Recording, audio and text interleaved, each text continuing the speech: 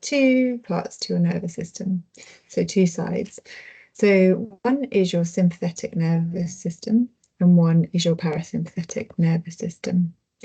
So what we're focusing on today when we were talking is about the sympathetic nervous system and what this does.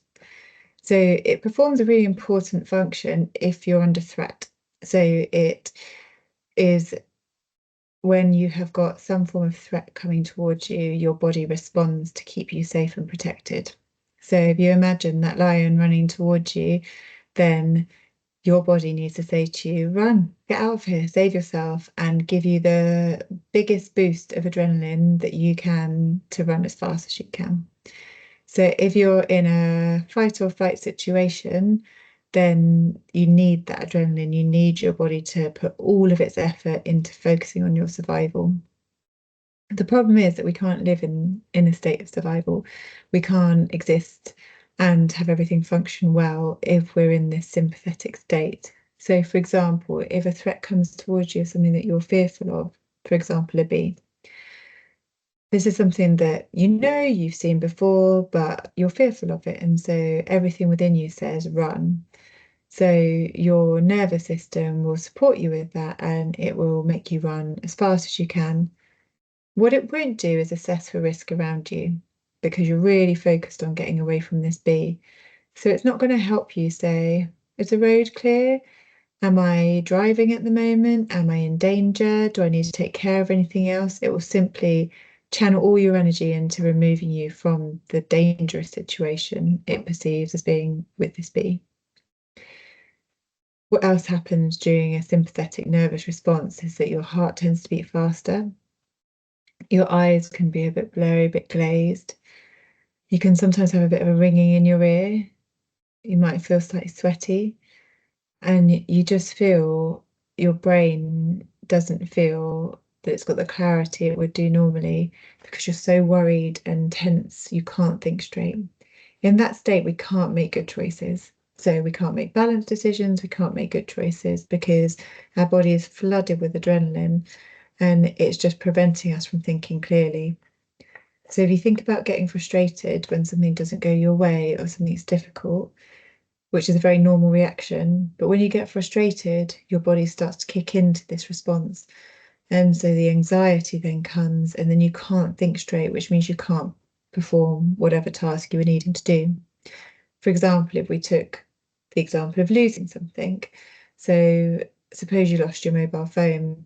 We're all very, very attached, aren't we, to our mobile phones? So it's not just the ability to call someone that we're losing anymore, it's our pictures, our messages, often a lot of our work. So you've lost your phone, you start to feel quite anxious. You're trying to think, where did I last have it? But instead, perhaps you're frantically looking for it, tearing the place apart, trying to find it, feeling more frustrated by the second. The more frustrated you feel, the lower your chances of finding it are. So easier said than done, but then you need to try and switch into the parasympathetic side of your nervous system. You need to try to go into the cool, calm, and collected side of your nervous system so that you can function to your optimum. You can allow your brain just to slow down a minute and think, where did I last see that phone? Who did I last speak to? Who did I last message? Where was I when I was doing that?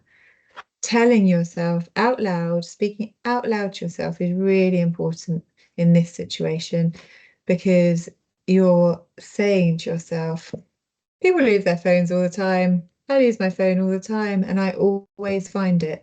Where is my phone? Saying it out loud and saying, I know it's here somewhere. I've simply got to find it. Working room by room to work through where may you have left it last. Be methodical, be calm and collected. You will find it, and you'll find it a lot quicker than you would if you were feeling frantic and tearing a place apart because you'll just miss it. You won't see it because your vision is all a bit fuzzy and your heart's racing and you're feeling very anxious. So trying to stay in that parasympathetic state, which is your optimum, you can function well cognitively, your brain is really working very well in that state because it's methodical. It's saying, right, what do I need to do to achieve this?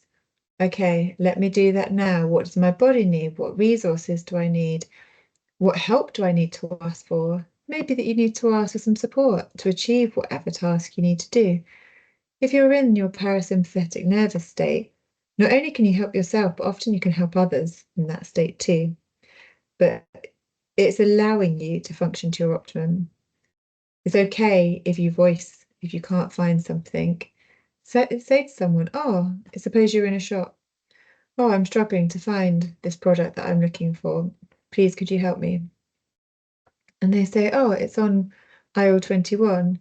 Well, suppose your brain doesn't really allow you just to go somewhere you don't know and find aisle 21, and you start to feel a bit anxious about that. Say to them, I'm really sorry, actually, I'm going to struggle to find that. Please, could you help me find aisle 21? If you're cool and calm and ask for help, 9 out of 10 people will help you. If you get frustrated, I don't know where aisle 21 is, and speak, in a way that's frustration or anger, people are just less inclined to help because they don't really understand. When there's something wrong with the functioning of your brain, that's often not visible. People can't see it. And so they need to be helped to understand in a different way. And often that way is by you explaining it to them. It's not always easy to give an explanation because you can feel quite vulnerable doing so.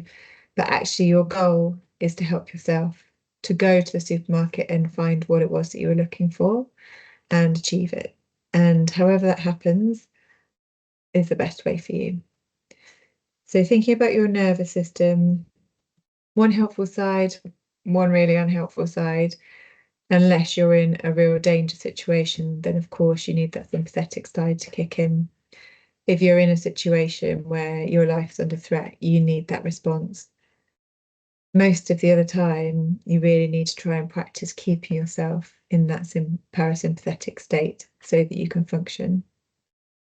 Explaining to other people, family members, loved ones, that that's the state that you need to stay in can be really helpful, because if they understand that you get a bit frustrated or worked up or anxious because your brain function is not allowing you to retain the process that you need to find whatever article it is that you've lost, if they understand this, then they can give you information and support in a different way.